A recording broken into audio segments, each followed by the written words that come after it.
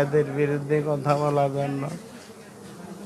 গাজীপুরের টঙ্গীর TNT colony জামে মসজিদের খতিব মুফতি মোহাম্মদ মুহিবুল্লাহ মিয়াজি নিজেই নিজের অপহরণের নাটক সাজিয়েছিলেন, এমন তথ্য মিলেছে আইনশৃঙ্খলা বাহিনীর তদন্তে।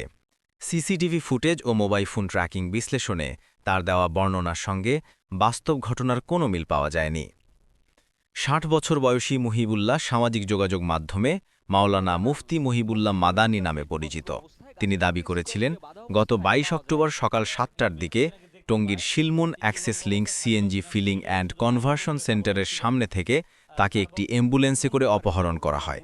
পরদিন পঞ্চগড়ে হাত পা বাঁধা অবস্থায় উদ্ধার হওয়ার কথা নিজেই সংবাদ মাধ্যমে জানান। তবে দেশকাল নিউজ.কম ও পুলিশের তদন্তে দেখা যায়, ওই সময়ের সিসিটিভি ফুটেজে তাঁকে দ্রুত বেগে হাঁটতে দেখা গেছে। কেউ তাকে গাড়ি বা অ্যাম্বুলেন্সে তুলে নিচ্ছে এমন দৃশ্য মেলেনি। তিনি যেই সময়ের কথা বলেছেন তার ১০ মিনিট পরেও এলাকায় কোনো অ্যাম্বুলেন্স দেখা যায়নি। তদন্ত সংশ্লিষ্ট কর্মকর্তারা জানান, মহিবুল্লাহ নিজের গাড়িতে করে প্রথমে সিরাজগঞ্জে এবং পরে সেখান থেকে পঞ্চগড় যান। সেখানেই নিজের পায়ের সঙ্গে শিকল বেঁধে শুয়েছিলেন।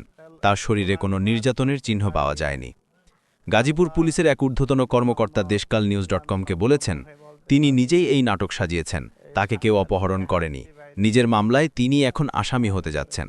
মুহিবুল্লাহ যে নির্যাতনের বর্ণনা দিয়েছেন তাতে শরীরে আঘাতের চিহ্ন থাকার কথা, কিন্তু Panchagarh civil surgeon doctor Mohammad Mizanur Rahman জানান, তার শরীরে কোনো দৃশ্যমান আঘাতের চিহ্ন ছিল না, শুধুমাত্র ব্যথার অভিযোগ করেছিলেন, তাই চিকিৎসা দেয়া হয়েছে।